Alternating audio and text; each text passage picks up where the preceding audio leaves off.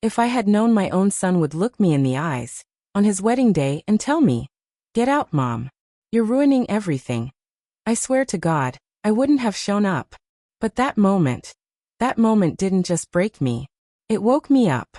My name is Marilyn Reese, I'm 56, and this is the story of how my son's wedding didn't just tear my family apart. It exposed everything I'd been blind to for years. The ranch looked like it came out of a magazine that morning.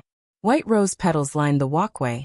The string lights were glowing even in daylight, and the band had already set up near the old oak tree.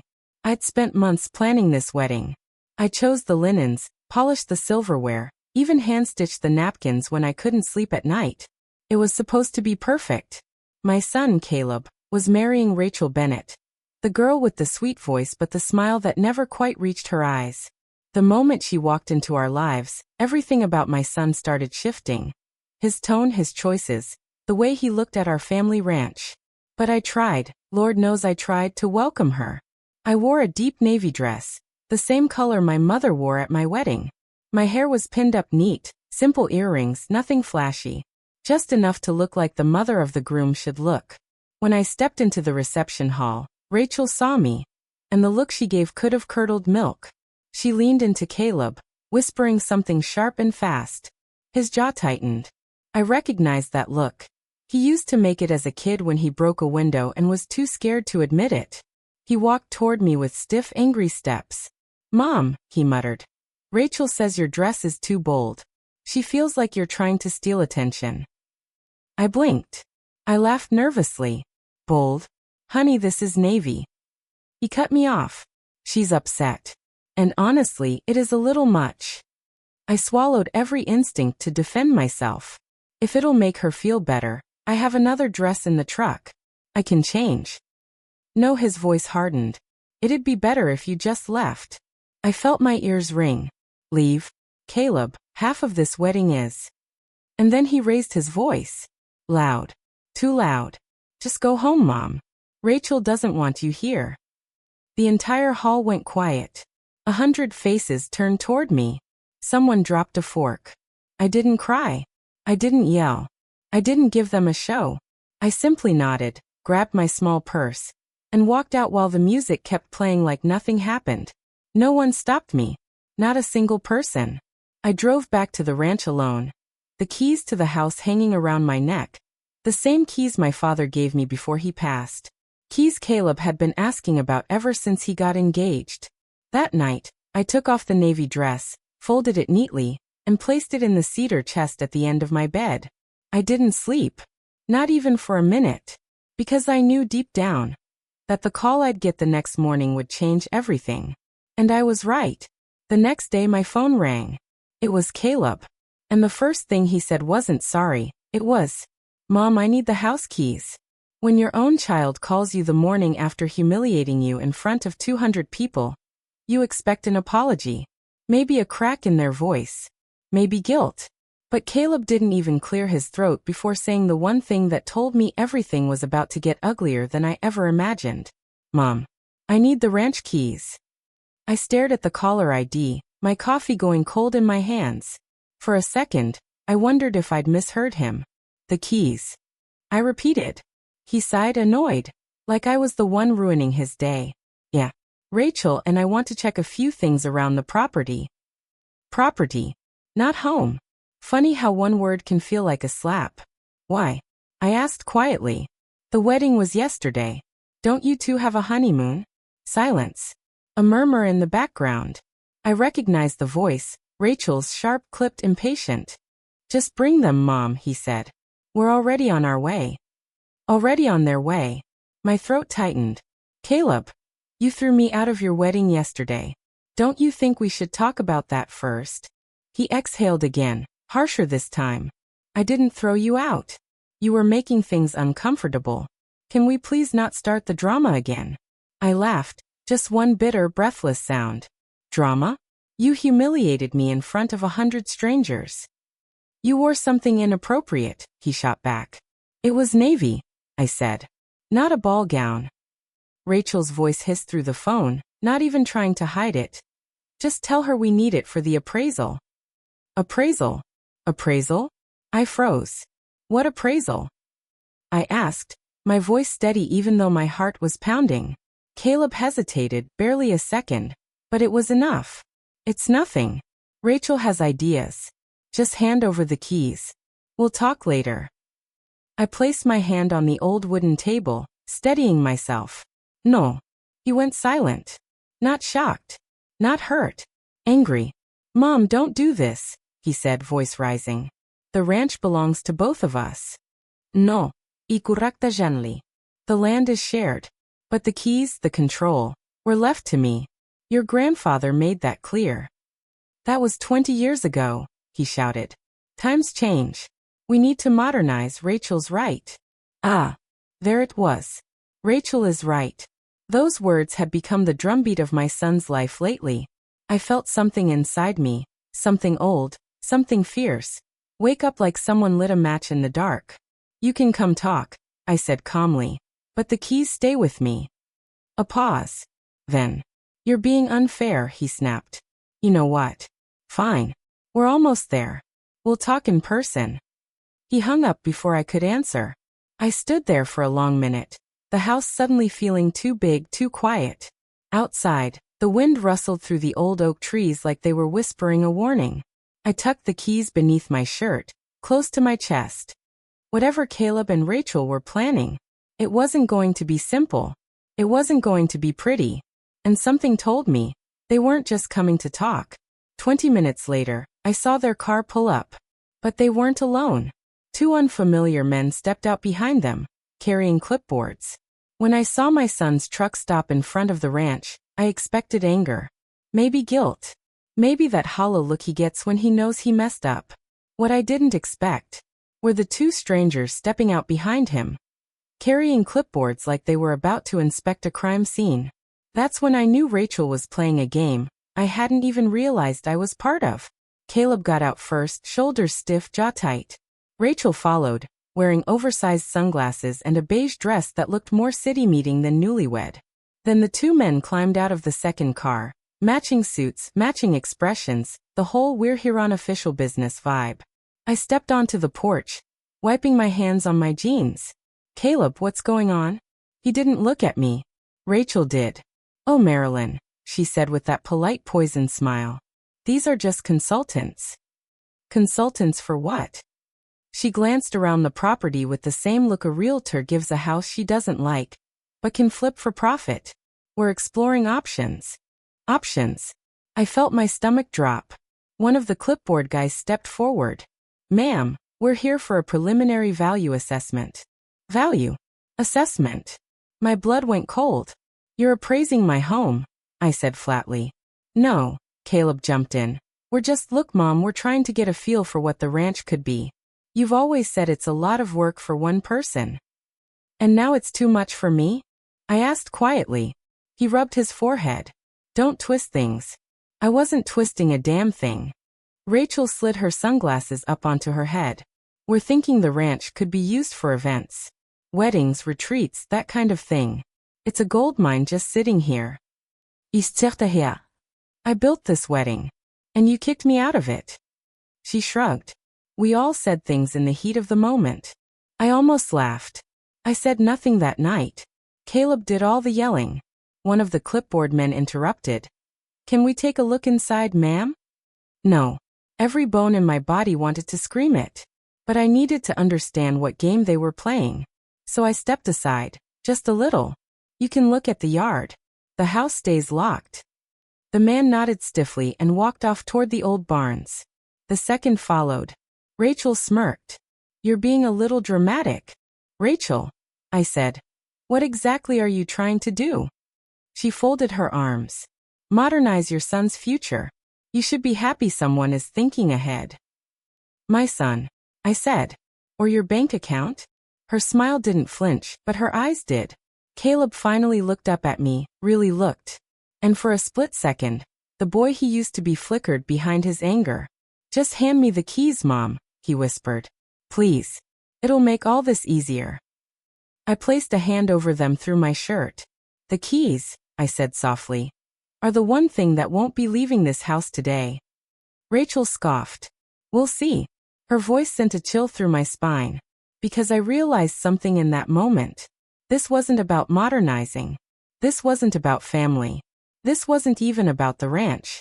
This was step one of a takeover. And I didn't realize just how far they were willing to go until I caught Rachel later that afternoon in a room she had no right being in. There's a special kind of rage that rises in your chest when someone steps into a part of your home they were never invited into, especially when that person already tried to push you out of your own life. So when I found Rachel inside my late husband's office, going through drawers like she owned the place, something in me snapped. The men outside were still measuring the barns when Caleb followed them out to answer some questions. Rachel stayed behind, pretending to check the kitchen layout. 5 minutes passed. Then 10. That's when the hairs on the back of my neck lifted. My house was quiet. Too quiet. I walked down the hallway, past the old family photos, the ones Caleb used to stare at as a kid, his father holding him on his shoulders, his grandfather in his cowboy hat, my parents on their porch. The door to the office, the one I always kept slightly closed, was wide open. My stomach dropped. Rachel. I called. No answer. I stepped inside. There she was, leaning over my late husband's desk, her phone out, snapping pictures like she was documenting evidence. When she turned and saw me, she jolted but recovered in half a second. Oh, Marilyn. She laughed softly. I was just admiring this room. It's so old-fashioned. My voice came out steady. Too steady. This room is private. Oh, I know, she said, waving her hand. But the door was open. It wasn't. For the first time since meeting her, she hesitated. Her eyes flicked toward the desk drawer, still half open. One she had no reason to touch. What exactly are you doing? I asked quietly. She tucked her phone into her purse. Just looking around. The office might need renovating if we turn this into a venue. No. The word came out sharp, cutting through the stale air. She blinked. What? No renovations. No projects. No inspection of my husband's personal things. Her jaw tightened. You're being unreasonable. And you're being intrusive. She stepped closer to me, her perfume too strong, her voice dropping into an icy whisper. If you keep fighting us, it's only going to get harder for Caleb. There it was. Not even subtle anymore. A threat wrapped up in a smile. I took a step back, my hand instinctively touching the keys beneath my shirt. This ranch isn't yours, I told her. And it won't be, no matter how many appraisers you bring. Her lip curled. We'll see. People your age get overwhelmed with property. Mistakes happen. Doctors might even say. She stopped when she realized she'd said too much. But I heard it. Every word. People your age. Doctors might say. It was all becoming clear. Rachel wasn't just trying to pressure me. She was trying to paint me as incapable, weak, confused, old. But she didn't know me. She didn't know what I'd survived. She didn't know the strength it took to run this land alone after my husband died. I think you should leave my house, I said. Her smile returned, sharp as broken glass. Don't worry, Marilyn, she whispered as she brushed past me. You won't be living here much longer anyway. My blood went cold, because I believed her. But nothing prepared me for what happened the next morning, when my family's lawyer showed up at my door holding a folder with my name on it. And news that made everything 10 times worse. When your family lawyer shows up at your front door before breakfast, holding a folder with your name typed across the front, you already know the news inside isn't good. But I wasn't prepared for how bad it actually was. The sun wasn't even fully up yet when I heard a knock. I had just poured myself a cup of coffee, hoping it would calm the storm brewing in my chest after yesterday. I opened the door, and there stood Mr. Carter, our longtime family attorney. White hair, perfectly pressed suit, the same serious expression he wore the day he handled my husband's will. Morning, Marilyn, he said gently. May I come in? My stomach twisted. Of course. We walked into the kitchen, and he placed the heavy folder on the table, like it contained a bomb. He didn't sit right away. He looked at me with those tired lawyer eyes, the kind that have seen too many families torn apart by money. Before I begin, he said softly, has anything unusual happened at the ranch recently? That alone made my heart race. Yes, I said. Caleb and Rachel brought 2 appraisers yesterday without telling me. And Rachel, she went into my husband's office. She had no reason to be in there. Mr. Carter nodded slowly, like he already knew. Then he tapped the folder. Marilyn, your daughter-in-law called my office yesterday evening. My chest tightened. Why? She said. He inhaled deeply. You had asked her to gather information about transferring property rights. She claimed she was calling on your behalf. I nearly dropped my cup. I never asked for that. I assumed as much, he said. But she insisted. She asked very specific questions about the ranch, about your legal authority, about what would happen if you were deemed mentally unfit. I felt my blood turn cold. There it was. Her plan. Out loud now. Real. Mentally unfit? I whispered. She's trying to paint me as incompetent. He opened the folder. Inside were printed screenshots, emails, text messages, notes documented by his office. She asked about guardianship, he continued. About whether your son could take over decision-making if a doctor declared you unable to manage the property. I gripped the table so hard my fingers ached. Images flashed through my mind. Rachel wandering the office, taking photos, searching through drawers. She wasn't looking at decor, I muttered. She was hunting for something. Exactly, he said. And that's why I came. He slid a sheet toward me. It was a copy of a document my husband had signed before he passed. A document protecting the ranch in case anyone ever tried to take advantage of me. Something he had never shown Caleb. Or me. The words blurred as tears filled my eyes. My husband must have known somehow. Known there'd be a day someone would try to pressure me, corner me, push me out. Marilyn, Mr. Carter said gently. I believe Rachel is preparing to challenge your competence. I've seen this before. It starts with modernizing, then helping, then suddenly, everything you own belongs to someone else. I placed my hand over my chest instinctively, feeling the weight of the keys beneath my shirt. Not just metal. History. Family. My entire life. What do I do? I whispered. He leaned forward. First, you protect yourself. Get a full medical evaluation, physical and cognitive, and have the results documented. And second, he exhaled sharply. Prepare for them to push harder. A lot harder. I swallowed the knot in my throat. She won't stop, will she? No, he said quietly. People like her never stop until they get what they want. Or until someone stands in their way. I nodded. Then I realized. I was the thing in her way, but I didn't expect what would happen that afternoon. When my phone rang again, and Caleb said something that shattered me more than the wedding ever did. There are words a mother never expects to hear from her own child. Words sharp enough to cut deeper than any betrayal, any humiliation, any shove out the door. And when Caleb said them to me that afternoon, I felt something inside me finally crack. I'd barely processed what Mr. Carter told me. He left me with copies of every document, every warning, every step I needed to take next. My hands were still shaking when I closed the door behind him. I tried to distract myself. Folded laundry, watered the plants, wiped down the kitchen twice. Nothing helped. Then my phone rang. Caleb. For a second, I hesitated. I actually stared at the screen, debating whether to let it ring. But he was my son, my only son. So I answered. Hey Mom, he said, voice flat. Tired. Like he'd barely slept. We need to talk. I braced myself. Okay. About yesterday? Or the appraisers? Or maybe the part where? Can you stop being dramatic for once? He snapped. My heart slammed against my ribs. Caleb, I'm not being. He talked over me. Rachel told me everything. She said you were rude to her all day. You kicked her out of Dad's office. You threatened her. I what? I practically choked. She wouldn't lie to me, Mom. I shut my eyes, gripping the counter so I wouldn't scream. Caleb, she walked into that office on her own. She was digging through drawers. No, she wasn't. She said she was looking for you. Looking for me in a locked drawer? He hesitated, but not long enough. Mom, listen. You've been stressed. You're not thinking clearly. There it was.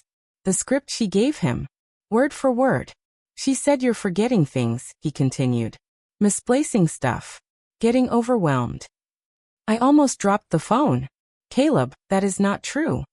You said the same thing after the wedding, he argued. You don't remember how hostile you were. Hostile? I'd barely said a full sentence before he kicked me out. But he wasn't calling to discuss what happened. He was calling to rewrite it. Mom, he sighed. Rachel thinks you should see a doctor. My blood turned ice. And honestly, after everything lately, I agree. I stepped back from the counter like I'd been shoved. You agree? Caleb, I'm fine. I'm functioning. I am not losing my mind. Nobody said you're losing your mind, he said gently, too gently. The tone people use when they talk to elderly patients. The tone Rachel had planned. It's just a cognitive screening, he added. Normal for someone your age. Someone your age. I could feel myself trembling. Caleb, this isn't you talking. This is her. No, Mom. This is me trying to help before something bad happens. I swallowed hard. And what bad thing would happen, Caleb? Are you worried I'm going to burn the ranch down? Forget how to breathe. Mom, she's using you, I whispered. And you're letting her. His silence was the answer. Then he said the words. Those words I'll never forget. Mom, if you won't get help, I'll have to step in. I felt the world tilt. Step in. I repeated. Yeah, he said. Legally. I don't want it to come to that, but Rachel's right. You're showing signs of decline. And if you can't handle the ranch. He didn't finish. He didn't have to. I couldn't breathe. Couldn't think. So this was her plan. Get my son to believe I was unstable. Push him into taking legal control. Take the ranch out from under me. And now he believed it.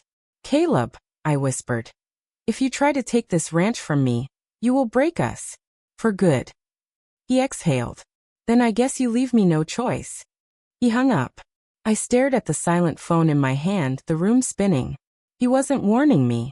He was threatening me. But that night, something happened that changed everything. Something Rachel never expected. And something I never knew Caleb was capable of. I went to bed that night believing my son had turned into a stranger. But I woke up to discover he wasn't just a stranger. He was a stranger who had crossed a line I never imagined my own child would cross. I barely slept. Every time I closed my eyes, I saw Caleb's face from the wedding, cold, distant, unrecognizable. His voice replayed in my head. If you won't get help, I'll have to step in. Those words slithered through my dreams like a warning I couldn't shut off. Around 3 a.m., I finally drifted off. And at 4:12 a.m., something jolted me awake. A sound. A soft metallic clink, coming from the back door. My heart hammered. The ranch is quiet at night. Too quiet for any noise to go unnoticed. I threw on a sweater, grabbed the flashlight from my nightstand, and crept down the hall. I knew the rhythm of this house like my own heartbeat. Which was exactly why my stomach dropped when I noticed the faintest crack of light slipping under the office door. The same office Rachel had invaded earlier. I felt my throat tighten. Slowly, I turned the knob. It wasn't Rachel. It was Caleb. My son. In my husband's office. At 4 in the damn morning. And he wasn't just standing there. He was pulling files out of the locked cabinet, my husband's personal documents, spreading them across the desk like he was searching for something specific. Caleb. I whispered. He spun around, eyes wide, guilt flashing across his face before he could hide it. Mom, what are you doing up? He muttered, shoving a folder behind his back like a teenager caught stealing beer. What am I doing up? I stepped inside, my voice shaking. What are you doing in your father's office? It's not a big deal, he said quickly. I just needed to look at some things. Which things? I asked. He hesitated. Too long. Caleb, I whispered. Are you looking for documents about the ranch? His silence answered for him. I walked closer. My voice steadied, even though my hands didn't. You let Rachel talk you into this. It's not like that, he spat. I'm trying to protect you, but you keep acting paranoid. I'm acting protective, I corrected. There's a difference. He ran a hand through his hair, pacing like he wanted to be anywhere other than facing me. Mom, I need to know what Dad's will said. The specifics. Rachel thinks. I know what your wife thinks, I snapped. She thinks I'm old. She thinks I'm confused. She thinks if she digs deep enough, she'll find a loophole to take what never belonged to her. His eyes hardened, and for a second, I didn't recognize him at all. Mom, you don't understand, he said. Rachel's family, they know about this stuff. They've been advising us. Oh, I'm sure they have. He flinched. I took a long breath.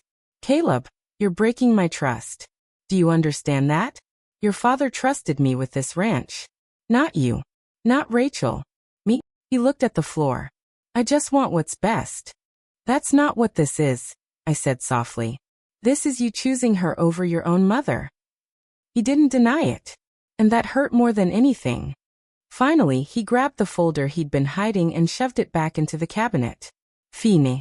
Whatever. I'll stop looking. But the damage was done. He brushed past me, heading toward the door, then paused. Mom, if you'd just hand over the keys, none of this would be necessary. I stared at him. You're wrong, I said. This is exactly why I can't. He didn't answer. He walked out, left the office door wide open, left my heart cracked wide open with it. But here's the thing.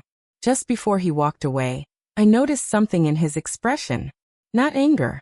Not hate. Fear. Caleb was scared of something. Or someone. And that made me realize. This wasn't just Rachel pushing him. Something else was going on. Something bigger than I understood. And the very next morning, I found proof. In the form of an envelope taped to my front gate. With no name, no return address. And a warning inside that nearly stopped my heart. I've lived on this ranch for over 30 years, and in all that time, no one has ever left anything taped to my gate.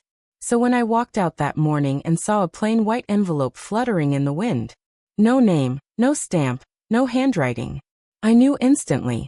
It wasn't just mail. It was a warning.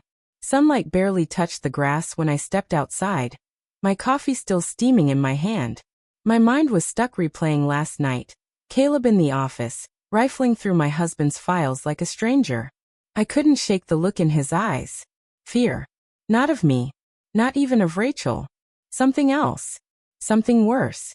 I walked toward the gate, still half lost in thought, when the envelope caught my eye, bright against the dark metal, taped right dead center like whoever left it wanted to make damn sure I'd see it. My heart kicked up. Really? I muttered, pulling it off. What now? No handwriting. No markings.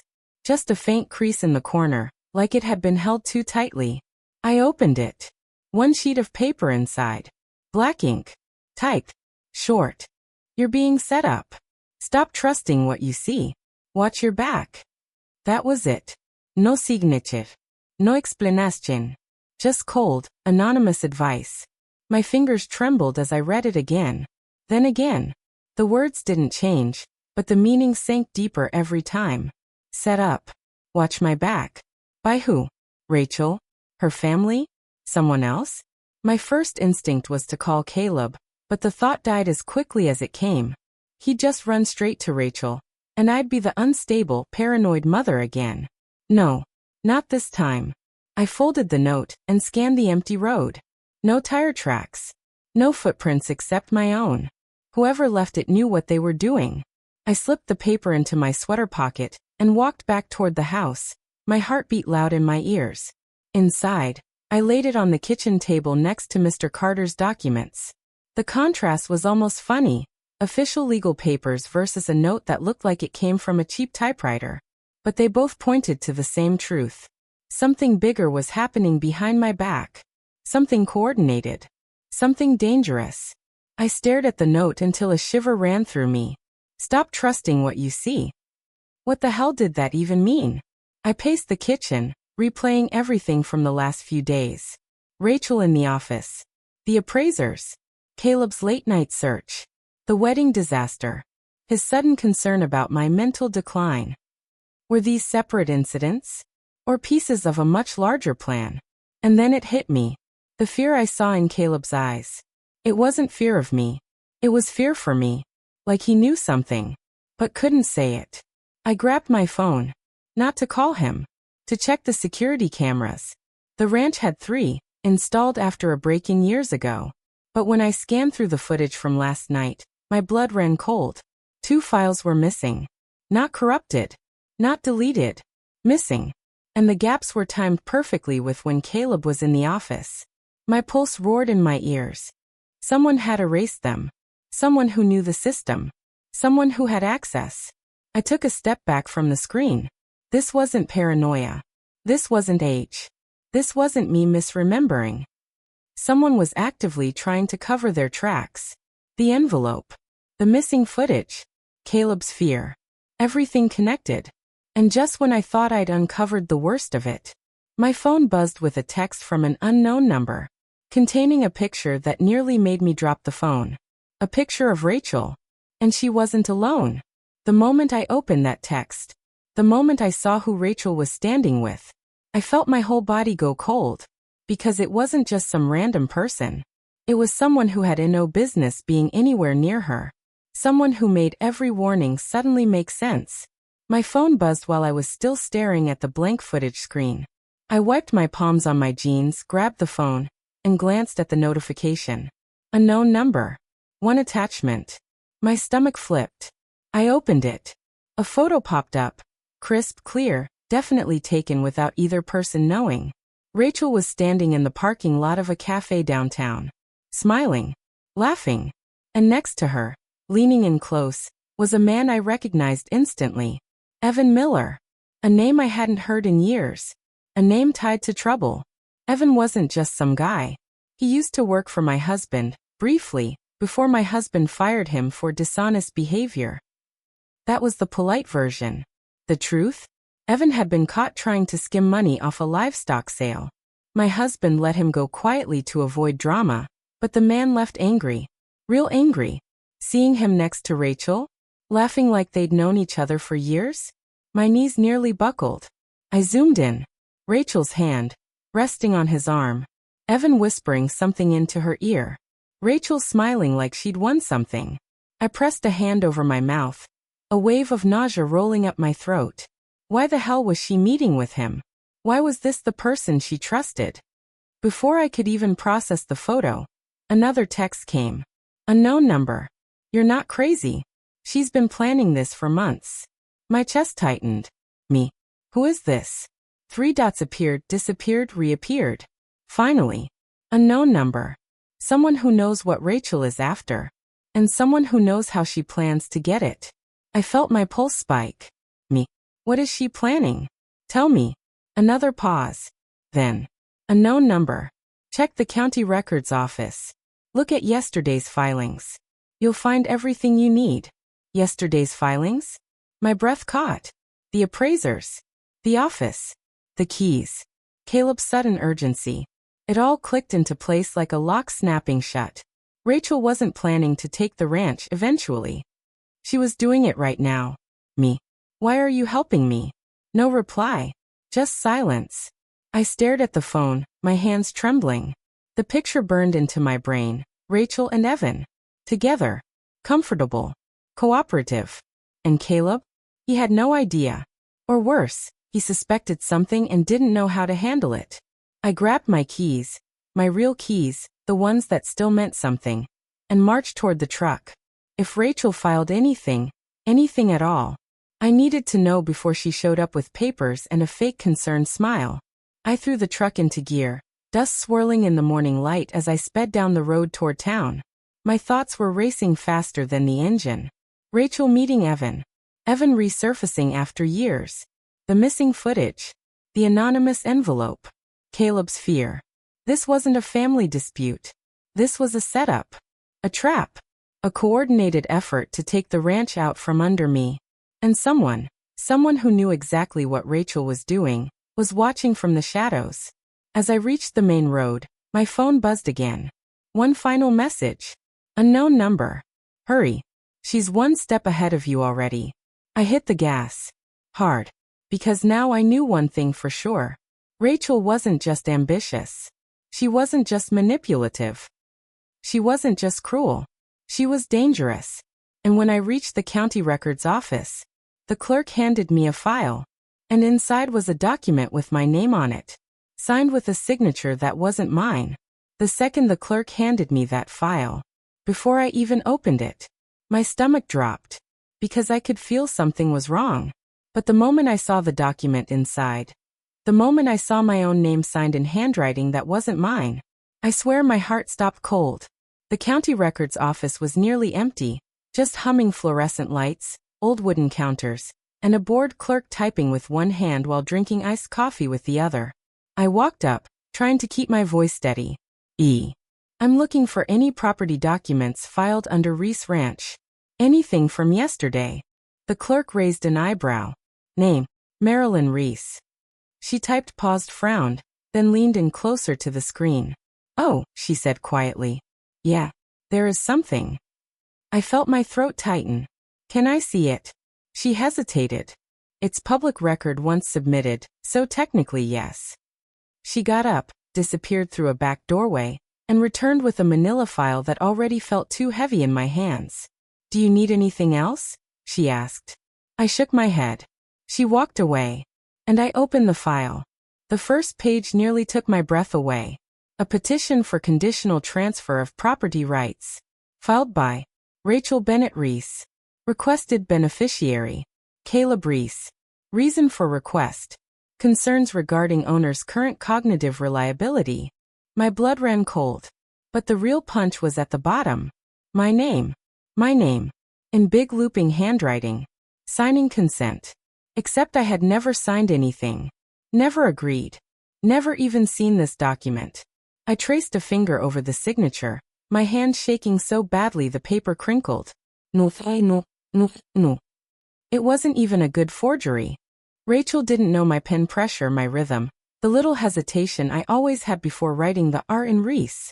This was sloppy, rushed, desperate. But to the county clerk scanning it at 4 p.m. on a Friday, it would have looked official enough. There was more. Behind the first document were 3 more forms, each one worse than the last. A request for property appraisal. A preliminary transfer of decision-making power, in case of medical concern. And a letter, typed, supposedly from me, requesting legal guidance. I felt sick. Rachel wasn't trying to push me out slowly. She was building a paper trail to erase me completely. A fake signature here, a forged statement there, and suddenly the ranch, the land my husband died protecting, the land my family built from dirt, would legally shift into her hands. And Caleb? He had no idea he was being set up too. He thought he was helping. He thought Rachel was saving our family. He had no clue she was playing both sides. Tears burned my eyes, but I blinked them back. Not here. Not in public. I closed the file carefully, like handling something poisonous, and went back to the counter. I need copies, I said, my voice flat. Certified copies. All of it. The clerk nodded, unaware she had just handed me the proof of the betrayal of a lifetime. While the printer hummed, I stood there gripping the edge of the counter to stay upright. Someone had warned me. Someone had sent the photo. Someone had sent the envelope. Someone knew what Rachel was doing. But who? And why help me? When the clerk finally handed me the copies, she added, by the way, the woman who filed these. She said she might be back later today. My heart thudded. Rachel was coming back.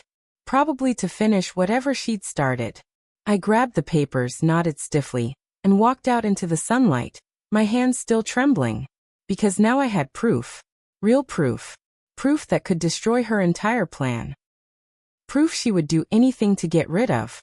And when I got home with those documents, Rachel was already there, waiting for me, smiling like a woman who thought she'd already won.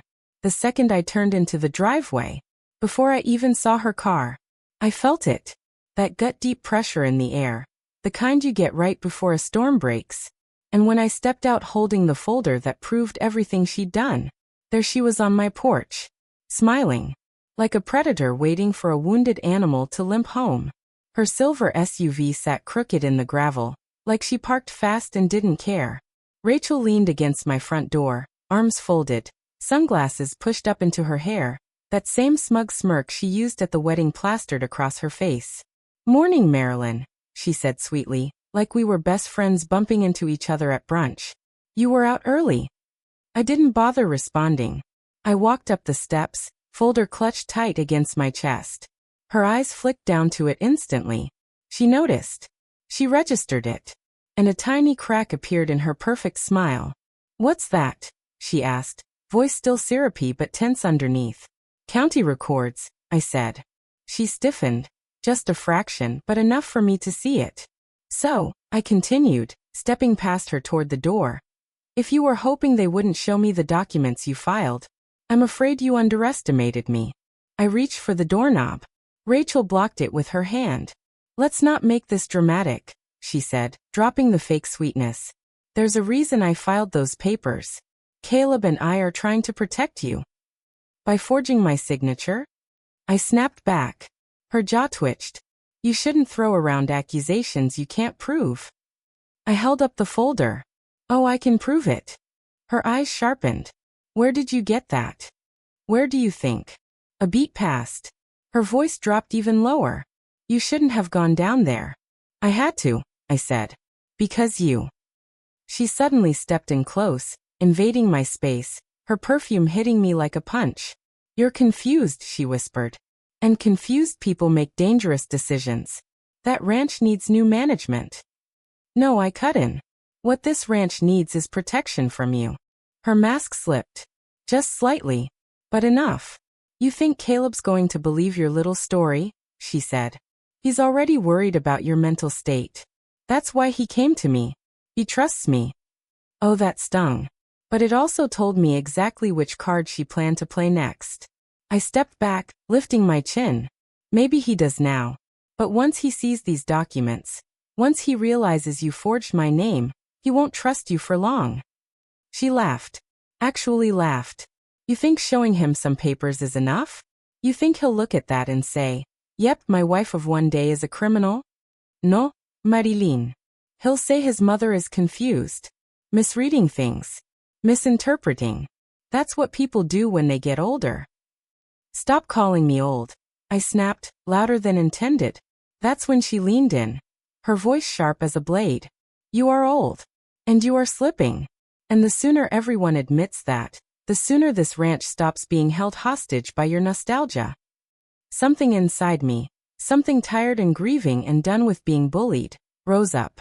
I opened the folder and pulled out the paper with the forged signature. Funny, I said quietly, because whoever signed this couldn't even fake my handwriting convincingly. Her face tensed. Does Caleb know you've been meeting with Evan Miller? I added. Her breath caught, barely, but enough. I pressed harder. Does he know you're working with a man his father fired for stealing? Does he know Evan is the one advising you? Because I have a photo proving it. For the first time, Rachel's confidence wavered. She swallowed hard. Give me the documents, Marilyn, she said, voice suddenly cold, stripped of charm. No. She took a step closer. Give them to me. No. She leaned in, her voice a hiss. You don't understand what you're getting involved in. And you don't understand who you're messing with. Her eyes darkened. This wasn't just about greed. Or control. Or Caleb.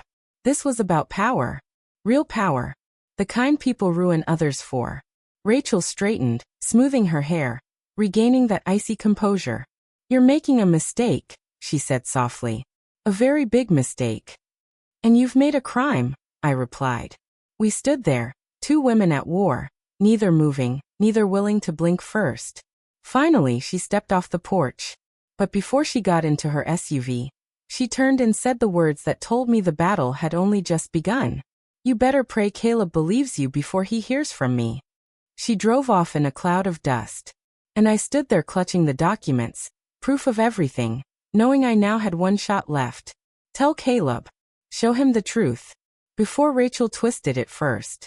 Because the next move, the next phone call, the next conversation, that one would determine everything.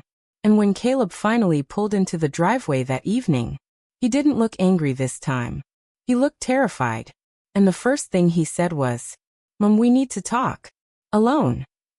The truth. The confrontation. The unraveling. It was all about to come out. If you like my story, please like and subscribe my channel.